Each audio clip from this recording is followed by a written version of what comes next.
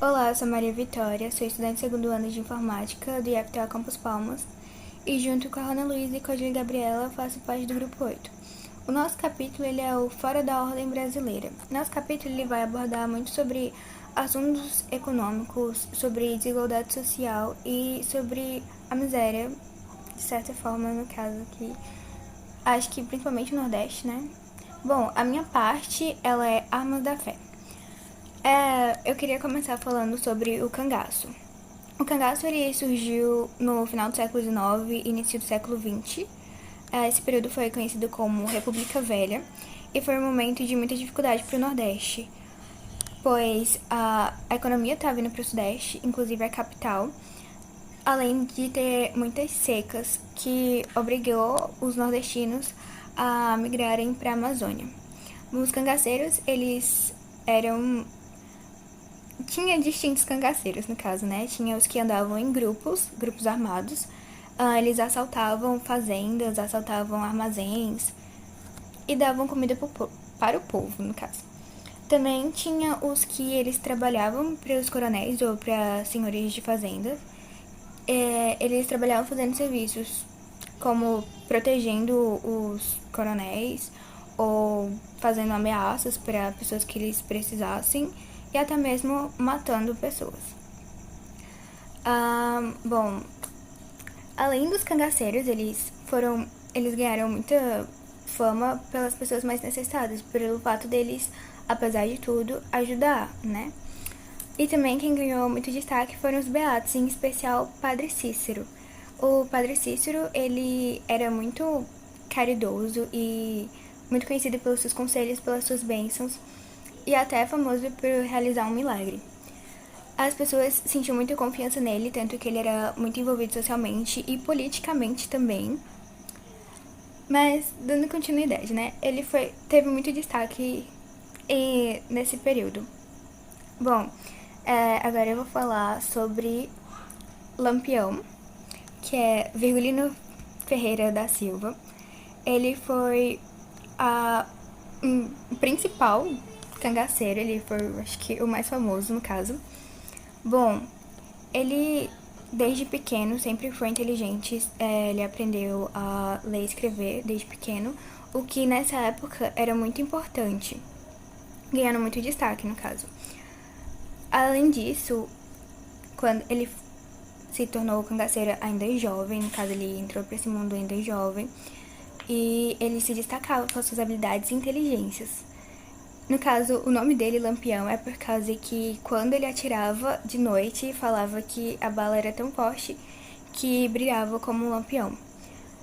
Bom, os cangaceiros, eu vi alguns artigos diferenciando.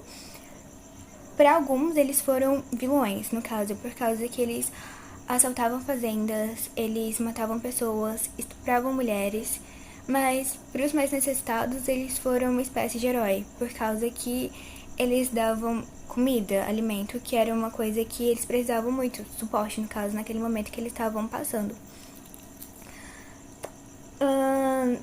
O Lampião ele foi morto em 1938 por uma emboscada policial. Ele foi morto junto com alguns outros cangaceiros e com a tão famosa Maria Bonita. Bom, acho que para essa parte de estudar sobre o cangaço, o que mais me chamou a atenção foi que, apesar de tudo que eles faziam, eles eram considerados muito religiosos e prestavam bastante devoção. O que é uma coisa meio assim. Eu fiquei um pouco assustada e eu achei isso um fator bem interessante. Bom, agora eu vou falar sobre Canudos, sobre a fundação de Canudos Belo Monte e todo o processo que teve, né? Bom, começou tudo com o Antônio Conselheiro, seu verdadeiro nome era Antônio Vicente Mendes Maciel, mas ele era conhecido como Antônio Conselheiro. Ele virou beato depois que a esposa deixou ele, e ele, a partir das suas pregações, ele ganhou muitos seguidores. Ele também tinha sido preso várias vezes por desordem.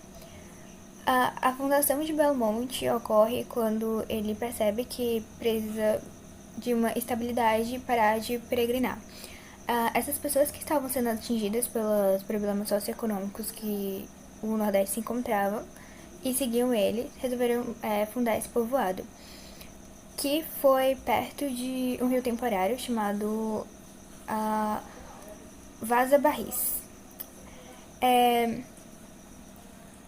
Era uma comunidade que ela era voltada ao bem-estar, ela não tinha propriedades privadas e ela era bem próspera na agricultura e na pecuária. Canudos ficou conhecido como Canudos por causa da vegetação de canudos de pito, que era os inimigos, no caso de Canudos, apelidaram por causa disso e o nome meio que pegou. Eles não tinham rotação de dinheiro, no caso, e quando eles trocavam com cidades vizinhas, né, com a vizinhança deles, eles usavam o dinheiro e guardavam no fundo, que era para investir na igreja e na escola. Com isso, era uma comunidade que conseguia se basear sem precisar dos coronéis e a sociedade começou a se sentir ameaçada, no caso do governo, começou a se sentir ameaçado, o Estado e a igreja também, por causa que era uma comunidade muito grande. E aí, com essas ameaças, começam os combates. Bom, Canudos foi conhecido como a revolta mais popular no Brasil e ela teve 4 expedições. A primeira expedição ela foi fracassada e aumentou ainda mais o medo do governo dos estados, no caso, de enfrentar. Mas eles continuaram e mandaram a segunda expedição, que a segunda expedição ela foi com 600 homens armados e eles também foram derrotados. A terceira expedição ela foi com 1.200 homens. Eles foram fortemente armados. Além de serem derrotados, as armas deles foram pegas pelos moradores de Canudos e os principais líderes do exército foram mortos. E a mais tensa das expedições foi a quarta e última. Bom, a quarta e última, ela foi com mais 6.000 homens e a partir de um tempo, Antônio Conselheiro ele tinha morrido. E aí a comunidade já não vendo mais saída, resolveram se render.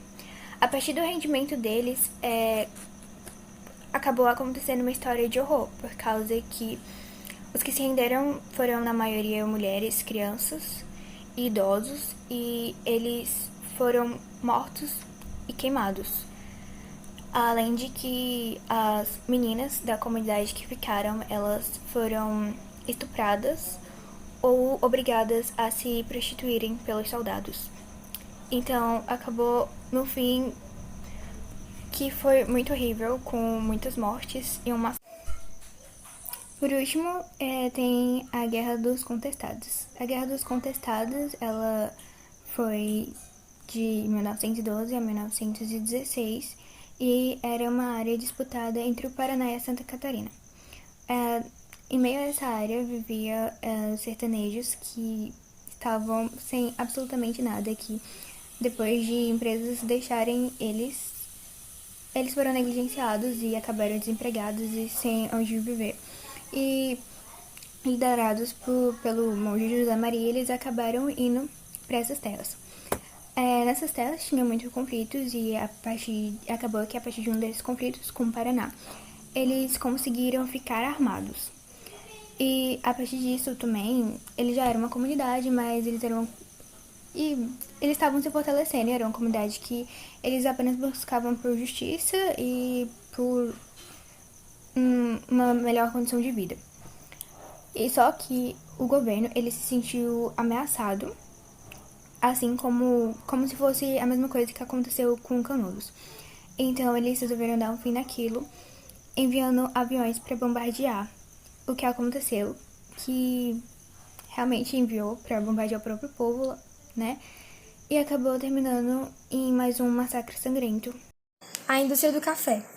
Essa é uma pintura que foi feita pelo Antônio Ferrigno e ela retrata a colheita de café na fazenda de Santa Gertrudes. Indústria do café e imigrantes. Por volta dos anos de 1760 a 1840, houve a Revolução Industrial. E a partir disso começaram a introduzir as máquinas dentro das empresas. Essa grande mudança foi um benefício, né? Porque houve a possibilidade de ser produzido mais produtos em uma quantidade menor de tempo, mas ao mesmo tempo isso causou também alguns malefícios, que um deles, na verdade, foi demissão de muitas pessoas, porque antes dos maquinários chegarem, eram as pessoas que faziam o trabalho das máquinas, e com a chegada das máquinas, várias pessoas perderam seus empregos para as máquinas. Então, ainda um tempo depois da época da Revolução Industrial, ainda tinha essa questão de muitas pessoas sem emprego e procurando emprego, e algumas delas, inclusive, foram morar em outros lugares, outros países, para poder ver se achavam uma melhor qualidade de vida.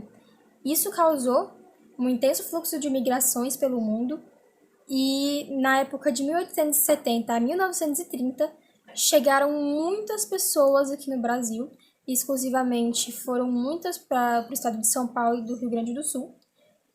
Parte disso foi que, na época, o próprio Brasil fazia, na verdade, propagandas e chamava pessoas do exterior para virem para cá, prometendo às vezes terras e algumas outras coisas, mas na hora que eles chegavam, que os estrangeiros chegavam aqui, eles não davam isso, eles diziam assim, não, você vai trabalhar para poder conseguir alguma coisa.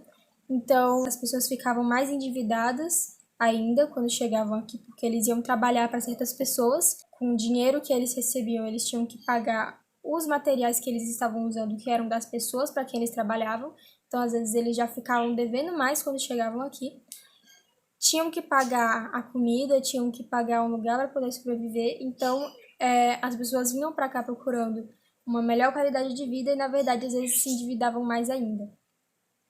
Nessa época também houve o lance da cafeicultura, que impulsionou muito o crescimento de São Paulo, tanto em questão de população quanto no quesito de estrutura. A população de 800 mil foi para 3 milhões do estado de São Paulo, e da capital de São Paulo foi de 23 mil para 580 mil pessoas. Com isso, também tiveram que ter mudanças estruturais, né, para poder acompanhar a quantidade de pessoas que estavam vindo, porque apenas aquelas construções que tinham naquele momento não davam para poder suportar a quantidade de pessoas que tinham chegado. Então, eles começaram a mudar várias coisas. Dentre elas, houveram prédios, avenidas, viadutos e trilhos para a circulação de bondes, que tomaram o lugar de vários locais que antes eram chácaras, mansões e carroças, e onde passavam as carroças, né? As ruas se transformaram em espaço para a circulação de bonde. Eles colocaram os trilhos e não mais carroças passavam lá, mas sim os bondes. Dois grandes lugares hoje de São Paulo que são muito conhecidos, que é Brás e Barra Funda, eram, na verdade, na época, 2 lugares que foram praticamente, só tinham imigrantes lá. Então, eram 2 bairros grandes, mas não em quesito de luxo, mas grande em quesito de tamanho mesmo, que os imigrantes iam para lá e moravam lá, e eram só apenas imigrantes. Aqui é uma foto, né, que é uma carroça, essa foto foi tirada em frente à casa de Levi Pianos, em 1870, e aqui em seguida tem a frente da Estrada de Ferro Central do Brasil, que foi outra construção que houve na mesma época para poder acompanhar essa mudança de quantidade de pessoas que tinha na cidade e no estado. Complexo cafeeiro e políticas econômicas. Na época de 1830, o café era o principal produto exportado do Brasil. Então, eles pegavam o café e vendiam para fora e recebiam o dinheiro. Por causa da venda do café, houveram várias mudanças, incluindo a urbanização, a criação de linhas férreas e melhorias para portos e estradas, que isso era inclusive uma mudança boa para o estado, mas aconteceu especificamente para poder melhorar a condição de venda do café, porque eles tinham uma melhor ida e vinda do produto, uma melhor movimentação do produto com isso. Também houve uma grande modernização agrícola e industrial e a ampliação muito maior do mercado fundiário. Em 1880, aconteceu o primeiro surto industrial aqui no Brasil, porque os fazendeiros começaram a investir nas indústrias e com isso acabou que cresceu muito mais do que o esperado e então teve esse surto. Com a vinda de imigrantes aqui, gerou um grande mercado para alimentos, bebidas e tecidos e alguns outros produtos também, mas isso também criou uma grande oferta para trabalho. Então, foi permitido que as pessoas que eram responsáveis pelos comércios contratassem os estrangeiros com um salário mais baixo do que o normal. Assim, geravam emprego para as pessoas, né? Mas eles ganhavam um certo lucro porque eles não pagavam o mesmo que para outras pessoas. No governo Prudente de Moraes, de 1894 a 1898, a economia brasileira era praticamente voltada só para o café. Então, era só cafeicultura e era o que dava mais dinheiro na época. Nessa época estavam tendo muitas crises, né, no Brasil, crises financeiras, e com isso o governo federal teve que sacrificar alguns setores da produção cafeeira para poder tentar resolver a questão financeira do Brasil. Estava tendo um aumento muito grande da dívida externa brasileira, porque eles já tinham dívidas externas, mas estava só acumulando e deixando cada vez maior, e isso causou a desvalorização da moeda brasileira. E por volta de 1911, eles começaram a debater sobre isso e tentar resolver a situação. O Fundilon foi um conjunto de coisas, de normas que eles criaram para poder resolver a questão financeira, mas algumas coisas que o Fundilon visava acabaram gerando outros problemas. Entre algumas dessas coisas que o Fundilon fazia era demissão de vários funcionários e parar a circulação do papel moeda eram algumas coisas que eles planejavam fazer. Mas isso causou falências bancárias, menor crescimento industrial, alta taxa de desemprego, achatamento salarial e queda do padrão de vida de operários e trabalhadores. Com a revalorização da moeda brasileira, houve diminuição no lucro da exportação cafeeira. E com isso acabou que os cafeicultores e o governo federal começaram a ter um certo conflito por causa disso. O governo conseguiu revalorizar a moeda, conseguiu fazer com que a economia brasileira se reestabilizasse ao menos um pouco, mas aí isso cortou parte dos lucros do café. Então, quando tem aquela questão de quando a gente vai fazer a conversão cambial, se a minha moeda está desvalorizada e eu vou vender alguma coisa para um país que está com a moeda mais valorizada que a minha, na hora da conversão, que eu vou receber no dinheiro do outro país e vou converter para o meu. Então, quando eu faço isso, eu fico com uma maior quantia de dinheiro do meu país. Então, acaba que eu gero mais lucro quando a moeda do meu país está desvalorizada do que quando está 1 para 1.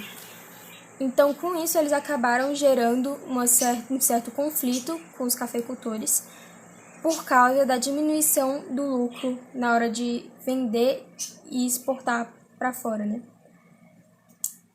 Quando não tinha crise, às vezes o próprio governo desvalorizava a moeda brasileira só para poder ter mais lucros com a venda do café.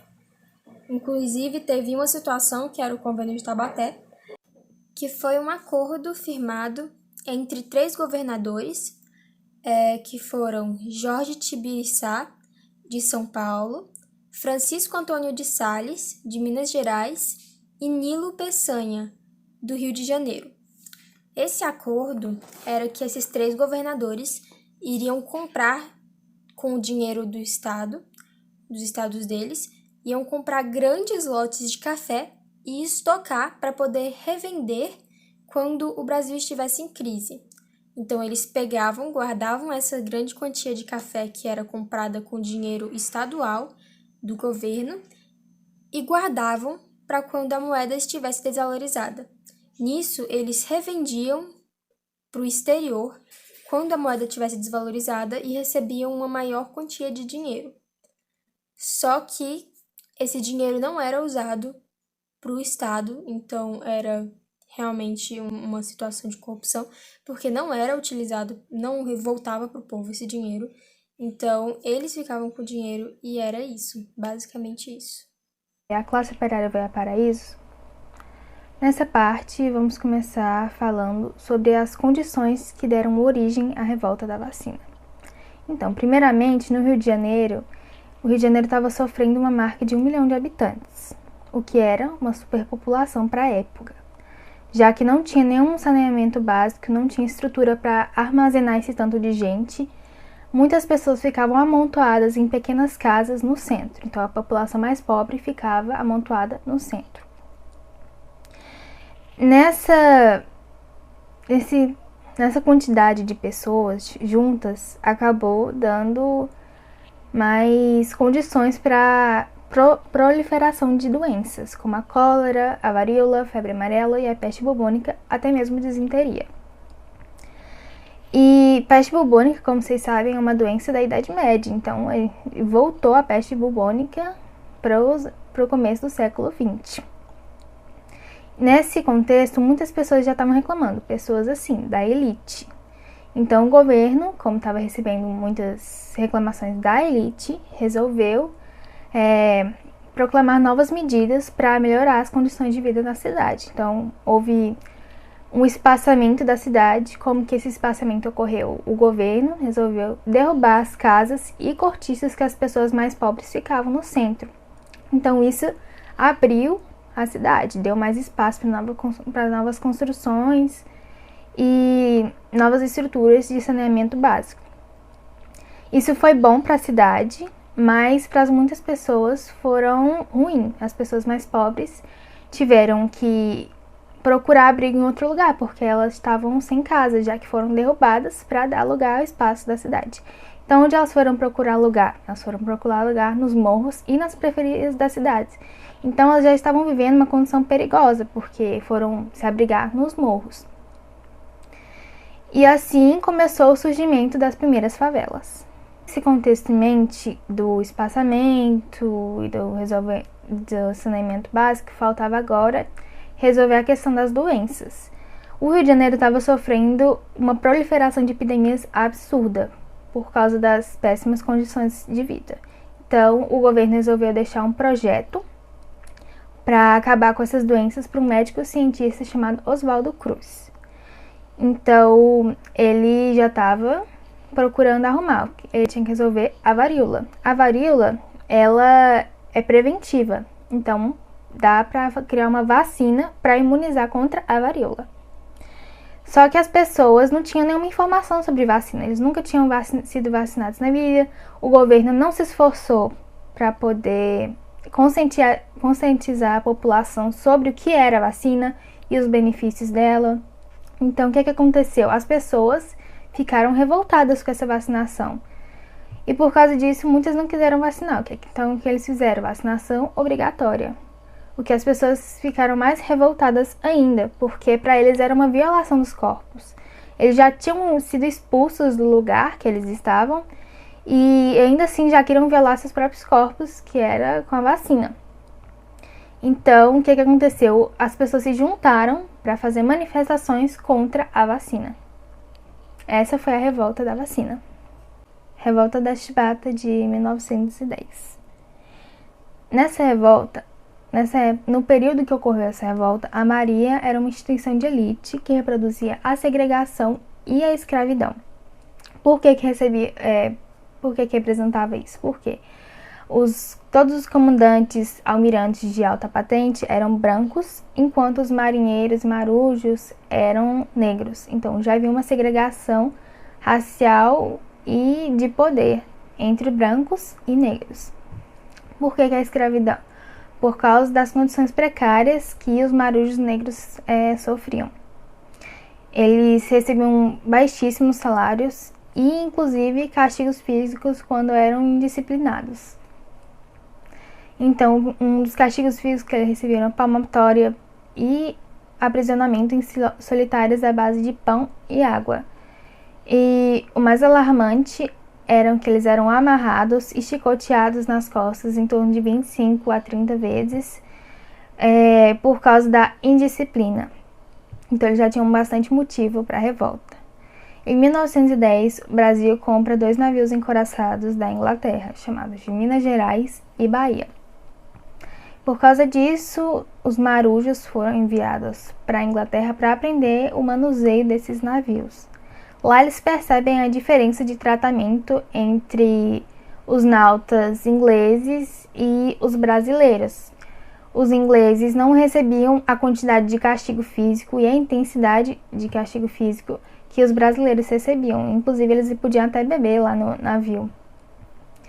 Enquanto os brasileiros sofriam à base de castigos físicos. Então, eles já tinham essa ideia na cabeça. Por que os ingleses não sofrem enquanto os brasileiros sofrem? Então, eles voltam para o Brasil já com essa ideia na cabeça. No dia 16 de novembro, o oficial do navio Minas Gerais pune o marinheiro com 250 chibatadas por ter sido visto entrando no navio com 2 garrafas de cachaça. Esse comandante já era conhecido por ser um sádico e já deu essa punição extrapolada que nenhum ser humano, nenhum ser vivo deveria aguentar, 250 chibatadas. E por causa disso, a revolta eclode e esse oficial que castigou o marinheiro é morto pelos revoltosos. Então, liderados pelo almirante negro João Cândido, os marinheiros tomam controle dos encouraçados e circulam em volta da cidade de Rio de Janeiro, mirando os canhões para a cidade. Nisso, eles até atiraram e, infelizmente, 2 crianças morreram nesse confronto. No dia 26 de novembro, o governo dá anistia aos revoltados e suspende a punição por meio da chibata, o que foi uma vitória para os marinheiros. Porém, devido a outra revolta feita por fuzileiros navais que não tinha nada a ver com a revolta da chibata, alguns marinheiros foram expulsos e outros 18 foram presos. Nesses 18 que foram presos estava o almirante João Cândido e mais 17 dos fuzileiros dos marinheiros. Então eles foram presos na Ilha das Cobras em uma cela solitária minúscula que cabiam por volta de 4 a 5 pessoas. Eles foram aprisionados lá acho que foi do dia 24 de dezembro. Só que antes deles chegarem lá, a cela tinha sido limpa com cal e água. E a água começou a secar e o pó do cal começou a subir. E as pessoas estavam presas lá, morreram asfixiadas. No total morreram 16 pessoas e só sobraram 2. Dessas 2 que sobreviveram, uma era o almirante negro João Cândido. Só que, para piorar a situação, eles só abriram a cela 3 dias depois. Então eles ficaram com os corpos mortos lá durante 3 dias. O proletariado. Agora vamos falar sobre uma série de manifestações e greves que ocorreram no Brasil no século XX, que foram motivados pelas condições trabalhistas da época. Então, quais eram essas condições? Eram de 12 a 15 horas de trabalho por dia com um salário miserável, péssimas condições de higiene e sem descanso semanal garantido. Inclusive, se, por exemplo, eles perdessem um dedo em um desses trabalhos, eles não eram recompensados de nenhuma forma pelas empresas. E muitos desses trabalhadores eram ex-escravos e imigrantes. Esses imigrantes eram principalmente da Europa, então eles carregavam na memória as lembranças sobre as lutas ocorridas lá na Inglaterra por melhores condições de trabalho, que incluíam lutas por aumentos salariais, lutas pela redução da jornada de trabalho, por melhores condições de higiene, segurança, organização e participação políticas, que ocorreram lá na Europa no século XIX. Assim, já com essas ideias de mente, os trabalhadores tentaram, por meio de greves e manifestações, melhorar a situação em que eles viviam. Nesse contexto, duas principais divisões políticas foram criadas. Elas eram apoiadas pelos operários e permaneceram no Brasil até 1922. Essas duas principais divisões políticas eram o anarquismo e o socialismo. E apesar de elas terem a mesma ideia na mente, que era melhores condições de vida para o proletariado, para os socialistas, além da organização sindical, era necessário organizar a classe operária em partidos políticos e lutar pelo direito à participação das eleições, enquanto para os anarquistas, que se recusavam a tomar parte de qualquer organismo institucional da sociedade burguesa. Só que essa rivalidade entre esses dois partidos políticos não impediu os trabalhadores de buscarem por melhores condições. Então, assim, em 1906 foi fundada a Confederação Operária Brasileira, COB, liderada pelos anarcossindicalistas. E em julho de 1917 ocorreu uma greve geral no país que paralisou a cidade de São Paulo durante uma semana. E por causa dessa paralisação geral, eles conseguiram um aumento de 20% no salário sem emissão de grevistas. Então, nenhum grevista foi demitido durante esse período. E mesmo assim, mesmo com essa vitória, as reivindicações sociais no Brasil continuaram a ser tratadas como caso de polícia e não de política. Então, muitos líderes eram presos e colocados nas listas negras da polícia. E centenas de operários estrangeiros foram expulsos do país porque disseram que eles que colocaram essas ideias na cabeça dos operários. E por isso eles foram expulsos do país. Capoeira, carnaval e espaço público. A abolição sem uma política de integração dos ex-escravizados gerou uma situação de marginalidade entre os negros. E para as elites, as expressões da cultura afro-brasileira comprometiam e eram uma afronta para o modelo cultural europeu, e por isso passaram a proibir e perseguir essas manifestações. Mas mesmo assim, as pessoas continuaram praticando. A capoeira, esse misto de luta e dança, passou a fazer parte do cotidiano da vida urbana, e sua prática começou a incomodar as autoridades. E mesmo com milhares de praticantes no final do século XIX, a capoeira era considerada prática de criminosos, vadios e desocupados, chegando até mesmo a ser sujeita à prisão. No entanto, quando a capoeira começou a ser praticada também pelos brancos, ela já ganhou uma outra nomeação. Era uma prática saudável como ginástica, fazendo a expressão sair da rua, e começou a ser ensinada em academias. A população negra agrupava-se em cômodos e porões de casas no centro. E é nesse ambiente que a diversidade aflora. Grupos de afoxés, embaixadas, congados, frevos, capoeiras, grupo de baianas ganhavam representatividade sob a forma de carnaval e do samba. E em 1840 já havia uma divisão das comemorações do carnaval. Enquanto a alta elite branca se divertia em salões ornamentados, a população comum faziam brincadeiras populares. No carnaval, as novas avenidas do Rio de Janeiro eram tomadas por desfiles de foliões em automóveis abertos. O corso, como era chamado, era saudado por confetes, serpentinas e lança-perfumes. E por causa disso, começou a haver uma batalha pelo espaço público. Era uma batalha mesmo, não era batalha de confetes, serpentinas, etc. E àquela altura, os sambas já se formaram no morro.